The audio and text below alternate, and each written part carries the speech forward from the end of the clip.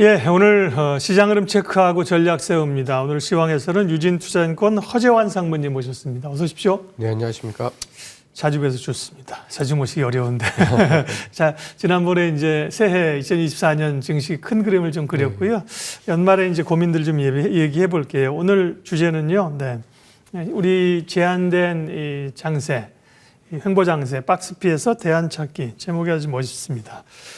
미국이 약간 좀 숨고르기 들어가는 상황인데 그동안 사실 미국 증시가 많이 올랐습니다. 그죠? 네. 연고점을 돌파하고 뭐 사상 최고치를 해서 가는 흐름들인데 미국 증시가 뭐 꺾였다기보다는 숨고르기 정도로 보는 게 맞나요? 예, 그렇게 좀 보고 있는데요. 근데 이제 오늘 새벽에 마감된 미국 시장에서 약간 좀 특이한 점은 별다른 뉴스 없이 빠졌다라는 거인 것 같고, 이제 또 한 가지는 소위 말해서 이제 빅테크들 종목들이 생각보다 좀 많이 빠졌다라는 겁니다. 특히 이제 금리가 한 7bp 정도 이제 올라가면서 나스닥을 중심으로 한 기술주들의 주가가 좀 많이 빠졌는데요. 아무래도 금리가 최근 들어서 좀 안정을 찾으면서 주가가 좀 반등을 했는데, 아무래도 이제 지금 금리 하락도 약간은 좀 다운 거 아니냐라는 인식들이 시장에 좀 반영이 된 걸로 좀 보여져서 당분간은 약간 숨고르기를 하지 않을까라고 생각을 좀 하고 있고요. 다만 여기서 다시 금리가 그렇다고 해서 전고점 수준으로 올라갈 것은 아니다라고 보면은 여전히 연말 랠리에 대한 어떤 기대감들은 좀 유효하다라고 좀 판단을 좀 하고 있습니다. 최근에 이제 장을 좀 끌어올렸던 요인들은 긴축이 끝났다, 금리 인상은 이제 끝났다는 그런 공감대 아니었겠습니까? 이제 그러다 보니까 지수도 좀 오르니까 시장 일각에서도 너무 이 기대감이 빠른 것 아닌가라는 목소리가 나오잖아요. 뭐 제롬 파월 의장이 지난주에 그런 얘기를 했었고 시장이 그런 걸 좀 느끼는 걸까요? 그러면 이 재료는 사실은 금리 인상 멈추는 재료는 시장에 좀 반영됐다면 다음 나올 건 사실 경기 침체 우려감인데. 예. 그러면은 속도가 좀 슬로우 할까요, 이제 앞으로?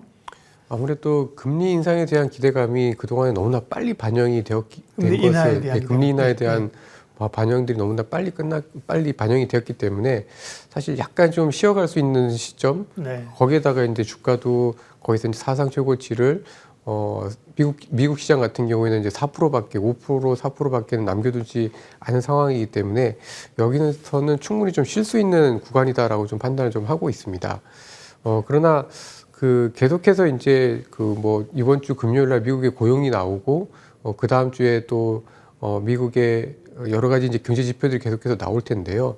이 지표를 통해서 미국 경기가 뜨겁지도 차갑지도 않다라는 것들이 좀 나오게 되면은 시장은 또다시 좀 올라갈 가능성이 좀 여전히 높다라고 판단을 좀 하고 있고, 특히 뭐 연말 금리 인하에 대한 기대가 좀 빨리 반영된 건 사실입니다만은 어쨌든 금리 인상이 이제 거의 종료가 되었다라는 거, 그리고 금리 인상이 종료가 된 것과 동시에 미국 달러가 아무래도 좀 최근 들어서 좀 약세를 보이고 있는 이런 점들이 전반적으로 글로벌 유동성 측면에서는 긍정적으로 좀 작용할 가능성이 높다라고 판단을 좀 하고 있습니다. 물가는 이제 점진적으로 떨어지고 있고요. 소위 이제 뭐 디스인플레이션이 나타나고 있고 소비도 조금 주춤한 것 같은데 이번 주 미국의 이제 고용 지표를 굉장히 주목해서 보더라고요. 고용 지표가 조금 실업률이나 이렇게 안 좋게 나오면 이후에 좀 시장에 충격을 줄 수 있다는 시각도 있던데 상무님 시각은 어떠세요? 일단은 지금 시장의 컨센서스는 지난달보다 조금 더 잘 나오는 쪽으로 형성이 되어 있습니다. 그러니까 지난달에 한 15만 건 정도가 신규 고용으로 늘어났는데요. 이번 달에는 한 17만 건 정도 예상을 좀 하고 있기 때문에 예상 수준에서 크게 벗어나지 않는다라고 하면은 시장에는 좀 긍정적인 가능성이 좀 높다라고 좀 판단을 좀 하고 있습니다. 다만 이제 말씀하신 대로 예상했던 것보다 이제 좀 많이 고용 지표가 오히려 덜 나올 경우, 예상보다 크게 하회할 경우에는 이제 시장은 이제는 이제 경기 둔화가 아니라 약간 침체가 좀 빨리 오는 거 아니냐라는 걱정들을 좀 하게 될 것 같고, 오히려 그렇게 되면은 또 금리 인하에 대한 기대감들이 좀 많이 부각이 좀 될 것 같아서 이러한 부분들이 주식시장에는 서로 상쇄가 되지 않을까라고 판단을 좀 하고 있습니다. 네. FOMC는 이제 12월 중순에 이제 한 번 남아 있는데요. 지금은 뭐 동결 확률이 압도적인 것 같고 결국은 점도표에서 의원들이 내년에 금리 인하 시기나 점을 어디다 찍느냐가 이제 관건인 거죠. 네, 맞습니다. 그러니까 지금까지는 이제 내년도에 금리 인하를 한 2번 정도로 예상을 좀 하고 있는데요. 네, 점도표로 보면요. 네. 네. 근데 시장에서는 지금 이제 한 3번, 4번 이상 그렇죠. 예상을 좀 하고 있기 때문에 그 괴리가 어떻게 될지 연준 위원들이 어디에다가 좀 더 방점을 둘지 이게 굉장히 좀 관건일 것 같고요. 아무래도 금리 인하를 하긴 할 텐데 이제 얼마나 하느냐 그리고 이제 또 중요한 것은 언제 하느냐가 시장에서는 좀 관건이 될 때 아무래도 언제 한다라는 거에 대해서는 연준은 아마 힌트는 전혀 주지는 않을 걸로 좀 판단을 좀 하고 있습니다. 그게 이제 점도표를 보고 좀 그래도 확인을 할 수 있겠는데 연준 위원들이 뭐 3월에 금리 인하하는 거로 점을 다수 찍을 가능성은 상당히 낮다고 봐야 되는 거죠, 네. 그죠? 내년에 이제 금리 시장은 당초는 한 5월쯤 보다가 지금은 시장의 시계는 한 3월쯤 내리는 걸로 보는 것 같은데요. 상무님은 어떻게 보세요? 저희는 시기를 저희는 좀 뒤에 한 7월, 8월 정도에 인하를 하지 않을까. 그렇군요. 그러니까 생각보다 미국 경기가 잘 버틸 거다라고 저희는 좀 판단을 좀 하고 있고요. 네. 그리고 인하를 하게 되면 한 2번 정도 이렇게 예상을 좀 하고 있습니다.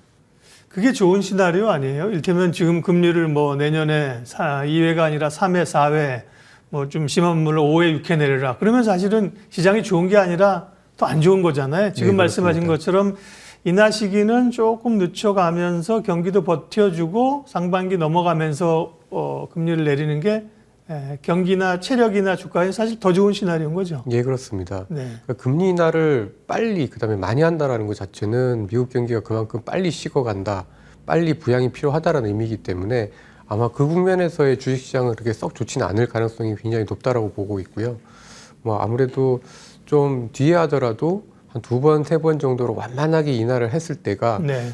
주가에는 조금 더 긍정적인 영향을 좀 줄 걸로 판단을 좀 하고 있습니다. 그러니까 시장에서는 금리 빨리 내리라고 얘기하는데 정작 빨리 내리면 시장은 상당히 경기를 일으킬걸요. 네. 우리는 어떻습니까? 사실은 한미 금리 차가 워낙 커서 걱정인 상황인데 다행히 이제 미국이 금리 인상을 좀 멈추는 분위기인데 우리도 그러면 미국 말씀하신 것처럼 미국의 금리 인하 시점을 대충 예측하셨는데 그거보다 조금 빨리 아니면 미국의 금리 인하를 보면서 우리도 움직일 가능성이 높나요? 한우는요? 아무래도 눈치를 엄청 볼 것 같습니다. 예.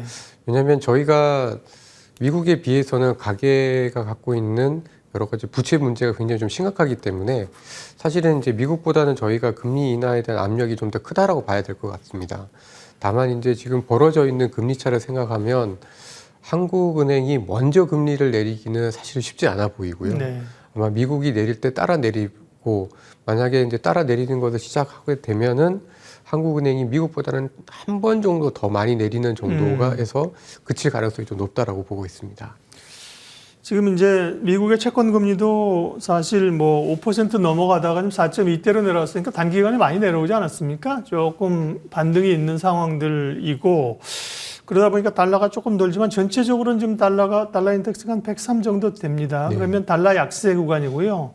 더 좀 달러가 약세로 갈 가능성도 있는지. 그러면 달러 약세는 기본적으로 신흥국이나 우리 증시에는 우호적으로 작용하는 거 아닌가요? 외국인들의 매수세라든지. 네. 근데 이제 두 가지를 봐야 될 것 예. 같습니다. 그러니까 달러가 약세가 됐을 때에 과거에는 네. 이제 달러가 약세되는 이유가 결국은 이제 미국 경기보다 다른 지역들의 경기가 더 좋을 때 달러가 되는 경우에는 예. 이제 돈들이 미국에서 나와서 해외로 많이 가게 되고 그 과정에서 이제 외국인들이 이머징이나 뭐 한국이나 해외 주식을 되게 좀 많이 공격적으로 샀었던 것 같습니다. 네. 근데 이제 최근에 이제 달러 약세는 사실 유럽이나 중국은 미국보다 좀 안 좋은 상태에서 미국의 금리 인상이 멈추는 과정에서 달러 약세이기 때문에 미국이 약해졌다. 미국이 어떤 물가에 대한 어떤 과열 조짐이 좀 멈췄다라는 게 가장 근본적인 이유이기 때문에 이 정도 이유만으로는 달러가 엄청 약해지거나 돈들이 나오거나 그러기 네, 어렵다. 그렇게 되기엔 좀 쉽진 않아 보입니다. 예. 그래서 여기서 조금 더 외국인들이 사주려면 뭐 유럽이나 중국이나 다른 기타국들의 어떤 경기가 좀 바닥을 쳤다라는 어떤 그런 징후들이 좀 나와줄 때 외국인 투자가들은 한국을 비롯한 이머징에 조금 더 적극적으로 매수를 하지 않을까라고 보고 있습니다. 말씀 나온 길에 중국 내년 흐름은 어떨까요? 뭐 EU야 유럽이야 워낙 사실은 무겁고 쉽지 않은 거고요. 중국은 올해도 사실 뭐 굉장히 어려울 것 같은데 성장률 전망을 뭐 얼추 맞추는 것 같습니다. 끝나는 거니까요. 그러니까 내년에 이제 중국의 뭐 경기 회복 가능성 또 그거는 이제 우리 기업들에게 도움이 되는 거잖아요. 그 영향력은 얼마나 보세요? 중국의 경기가 대단히 좋아지기는 사실은 쉽진 않아 보입니다. 네. 여전히 이제 부동산 쪽에서의 압력들이 하방에 대한 압력들이 좀 크기 때문에 대단히 좋기는 어려운데 그래도 지난 8월 이후에 중국 시장은 중국 정책의 모습은 확실히 그 강하진 않지만 꾸준한 부양을 통해서 경기 하락을 막는 쪽으로 정책들이 변했기 때문에 뭐 굳이 저희한테 나쁠 건 없다라고 좀 판단을 좀 하고 있고요. 굳이 이제 좀 설명을 드리자면 중국의 내년도의 흐름은 아마 좀 L자 형태가 좀 될 것 같다. 오히려 상반기에 약간 좀 좋았다가 하반기에는 내려가되 그렇지만 그렇다고 해서 성장률 목표치를 크게 하회하지 않는 수준에서 경기의 하방을 좀 지지를 할 것으로 예상을 좀 하고 있습니다. 네. 오늘 저희 논의의 주제가 이제 박스피에서의 대안 찾기인데요. 그러면 이제 내년에 증권사들이 지수밴드를 어떻게 하고 있는지 저희가 표를 좀 준비해 봤는데요. 보고 또 허재환 상무님 얘기 들을게요. 예, 대략 한 2200, 300, 1900 나온 데는 어딥니까? 뭐 어느 증권사라고 찍는 것보다는 뭐 이렇게 나빠 그건 아닌 것 같고요. 뷰가 좀 다를 수 있는 건데 상당히 좀 부정적으로 보는데 2000 밑으로 보고요. 2200 정도 언더를 그죠? 근데 위쪽으로는 2600, 800. 네, 유진투자증권도 2870, 뭐 52 정도를 이제 보셨고요. 상고하저냐, 상저하고냐, 요게 이제 증권사마다 좀 다릅니다. 네. 그러니까 상반기 좋다가 후반기 늘어지는 측면도 있고요. 상반기 어렵다가 뒤로 갈수록 좋아지는 상저하고의 패턴들을 보는 데들이 교보, 신한, IBK 더 많은 것 같아요. 지난번 연간 전망하시면서 상무님도 대체로 이제 제한적인 박스필 얘기를 하신 거잖아요. 네, 그 이유를 먼저 말씀해 주세요. 왜 우리 시장은 내년에도 위아래로 갇혀있을 수밖에 없는지. 네, 사실 지금 현재 그 애널리스트들의 실적에 대한 어떤 공통적인 컨센서스가 맞다라고 하면은 네. 저는 이제 박스권 상단을 볼 수는 있다라고 좀 보고 있는데. 네. 내년도에 저희 경제 성장률에 대한 예상치가 좀 크진 않지 않습니까? 그렇죠. 그러니까 2% 초반대로 한국은행이 보는 것처럼 내년에도 사실 국내 내수 경기가 그렇게 크게 썩 좋아지지 않는다라고 하면 이 수출만 가지고 기업들의 이익이 뭐 연간으로 40%, 50% 이렇게 늘어나기는 좀 되게 쉽진 않아 보입니다. 그리고 보통 이렇게 기업들의 이익이 막 50% 이상 급등했었던 경우에는 대부분 중국의 성장률이 뒷받침되면서 테크와 그렇지 않은 넌테크 쪽이 같이 실적이 좋아질 때 기업들의 이익이 좀 크게 늘어났었는데요. 아무래도 이제 내년 같은 경우에는 좋아지긴 좋아지겠으나 수요가 엄청 좋아지기보다는 공급 측면에서 뭐 반도체 같은 경우에는 감산이나 설비 투자 축소를 통해서 좋아지는 거기 때문에 실적의 개선 폭이 아주 드라마틱하게 좋아지기는 어렵다라고 판단을 좀 하고 있습니다. 기본적으로 이제 실적을 봤을 때 우리가 소위 뭐 최고치라든지 이렇게 뚫고 가기는 어려운 상단 제한이 있는 게 실적이군요. 반면에 이제 하단 제한은 역시나 이제 체력으로 봤을 때 상무님도 2300 밑으로 이렇게 떨어질 밸류는 아니다. 네, 이렇게 그렇습니다. 보신 거고요. 그러면 오늘 주제처럼 이런 박스피 안에서 대안을 찾아야 되는데 뭐 어떤 섹터가 좋을까요? 가장 기본적으로는 지금 그래도 수출이 조금 더 좋아지고 있는데요. 수출 측면에서 바닥을 찍어가고 있는 산업들이 가장 좀 유망하지 않을까라고 생각을 좀 하고 있습니다. 특히 이제 뭐 반도체에 대한 이야기는 너무나 많이 나오고 있는데요.